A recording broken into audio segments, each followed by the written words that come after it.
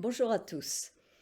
Je regrette de ne pouvoir être présente physiquement parmi vous pour la présentation de la version russe du calendrier 2024, mais je me réjouis de pouvoir néanmoins vous saluer depuis Paris et vous adresser quelques mots grâce à la vidéo.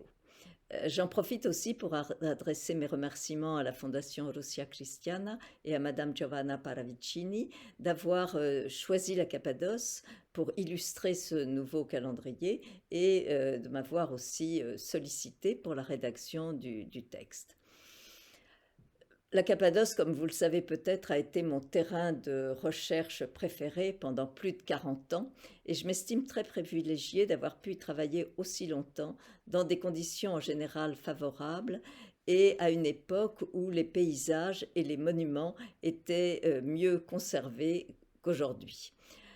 Le patrimoine culturel et naturel de la Cappadoce est en effet menacé par l'afflux touristique croissant des visiteurs et surtout par l'apparition de nouvelles pratiques touristiques pour répondre aux demandes d'une clientèle nouvelle. Je pense aux quads, aux motos, aux montgolfières, etc.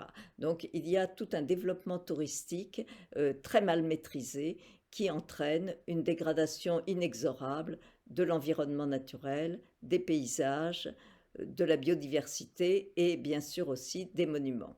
Ainsi, on ne reconnaît plus aujourd'hui la vallée de Guérémé, qui était pourtant inscrite au patrimoine mondial de l'humanité par l'UNESCO il y a une quarantaine d'années, et toute une partie du paysage historique de la Cappadoce est en train de disparaître. Mais après ce cri d'alarme, venons-en au calendrier. Le texte commence par une présentation générale extrêmement rapide et un aperçu encore plus succinct de l'histoire de la recherche sur les églises rupestres. Après quoi, j'ai choisi de replacer les monuments dans le cours de l'histoire et donc de les présenter grosso modo dans l'ordre chronologique, ce qui fait apparaître des périodes mal documentées, pauvres en témoignages archéologiques, d'autres au contraire, comme les 10e, 11e siècles, marqués par la multiplication des fondations religieuses et un essor artistique sans précédent, tandis que le XIIIe siècle a vu son importance réévaluée, les relations entre la Cappadoce, qui est désormais turque, seldjoukide, et l'Empire byzantin n'ayant jamais été interrompues, contrairement à ce que l'on avait pu penser. La présentation chronologique des peintures permettait aussi de mettre en évidence l'évolution des programmes, de l'iconographie et du style. Il a fallu bien sûr procéder à une sélection stricte des églises pour ne retenir que des exemples représentatifs suffisamment bien conservés. Ils sont décrits et analysés sans bien sûr entrer dans les détails, dans les limites imparties, et dans la mesure du possible, ils sont aussi illustrés.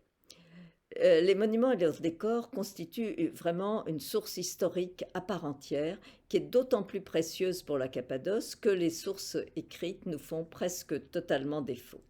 Et ils permettent, dans une certaine mesure, bien sûr, de tenter de reconstruire le contexte historique, social, culturel et religieux de leur création.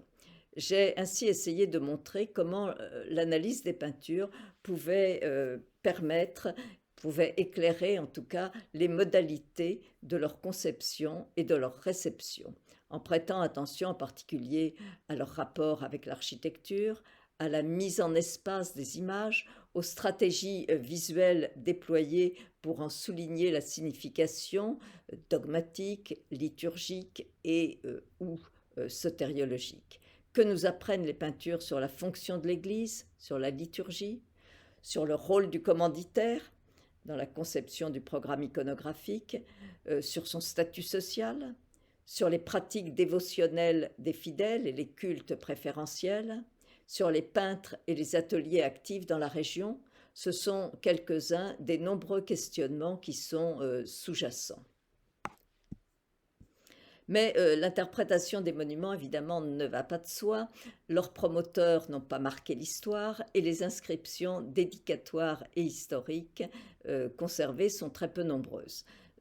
De surcroît, les établissements rupestres ont été au cours des siècles réaménagés, agrandis, remaniés, si bien que date et fonction primitives sont souvent très difficiles à établir. Même la chronologie des décors dans les églises, qui peut s'appuyer sur des analyses comparatives, n'est que partiellement assurée et elle continue à faire l'objet de controverses.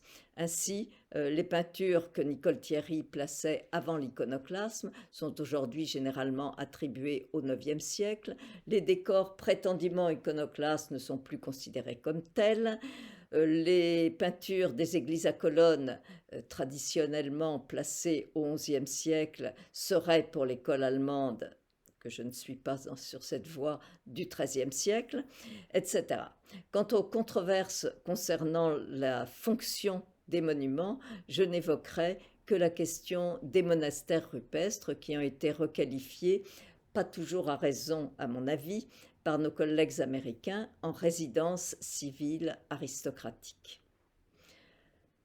La sélection des photographies n'a pas été toujours non plus une tâche facile. Elle devait en effet satisfaire un certain nombre d'exigences, évidemment la qualité exceptionnelle des clichés photographiques, des documents photographiques, le bon ou relativement bon état des peintures, leur intérêt par rapport au texte, mais aussi par rapport aux fêtes liturgiques du calendrier, et enfin mon souci de mettre en valeur des monuments peu connus ou récemment découverts ou étudiés. C'est ainsi qu'à côté d'incontournables images de Tokalekilisé, l'ancienne et surtout la nouvelle église avec sa belle Vierge de tendresse, à côté aussi des reproductions des peintures des églises à colonnes de Guérémé, peintures qui ont été restaurées et qui sont très souvent reproduites, j'ai tenu à ce que figurent des images d'églises beaucoup moins connues. Pour le VIe siècle, la petite église de Saint-Serge à Guérémé, qui conserve un décor sculpté et peint, dont la datation proto-byzantine a été confirmée par l'étude des inscriptions qui y sont conservées, dont une inscription cryptée. À côté de cela, à côté de ce témoignage du VIe siècle, j'ai également fait figurer deux chapelles du VIIIe siècle de la vallée de Courte-d'Éré, dont l'une conserve un décor aniconique. Pour le XIe siècle, les peintures de l'église dite à la citerne, Sarnoche-Kilisé, qui ont pu être attribuées au premier quart du XIe siècle et à un atelier de Guérémé qui a été mis en évidence par Nicole Thierry. Enfin, pour le XIIIe siècle, j'ai un peu insisté sur l'église de Bézirana, dans la vallée d'Irlara, qui constitue un témoignage extraordinaire sur la peinture byzantine d'époque paléologue, conservée en Cappadoce turque, en Cappadoce seljoukide.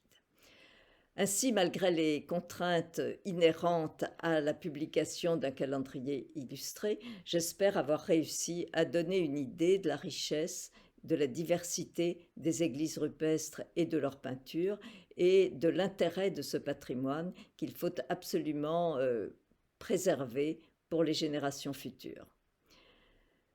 Je vous laisse donc découvrir maintenant ce calendrier 2024 en espérant qu'il puisse répondre au moins partiellement à vos attentes. Je vous remercie de votre attention.